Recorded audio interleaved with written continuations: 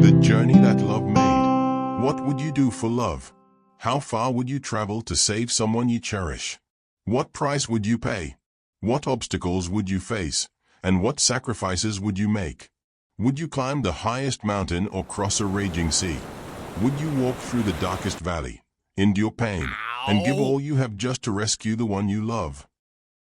Now, imagine a love so vast, so relentless, that it crossed the greatest distance ever known. Imagine a love that left perfection for brokenness, glory for humility, life for death.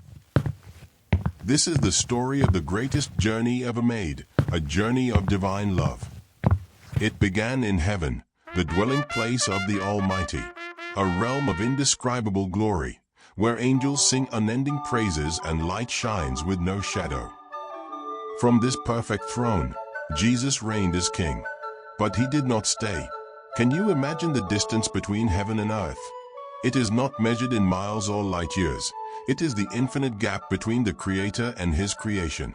Yet he chose to cross it. Though he was God, he did not think of equality with God as something to cling to.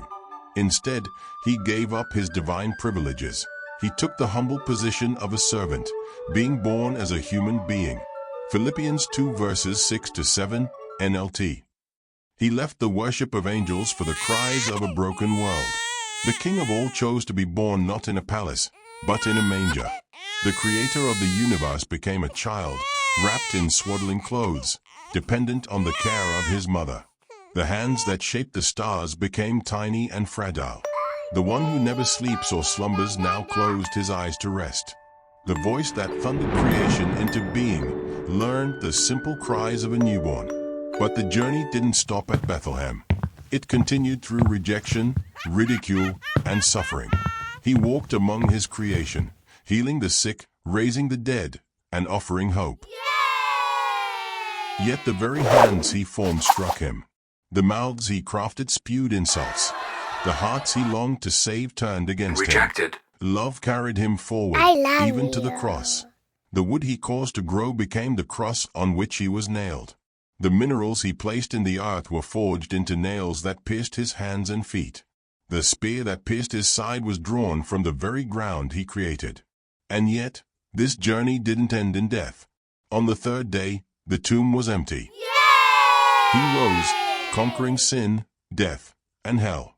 Through his sacrifice, he made a way for us to return to God. What would you do for love? Jesus answered that question with his life.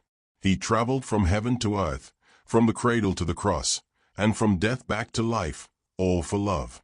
This is the greatest journey ever made. A journey not of power, but of sacrifice.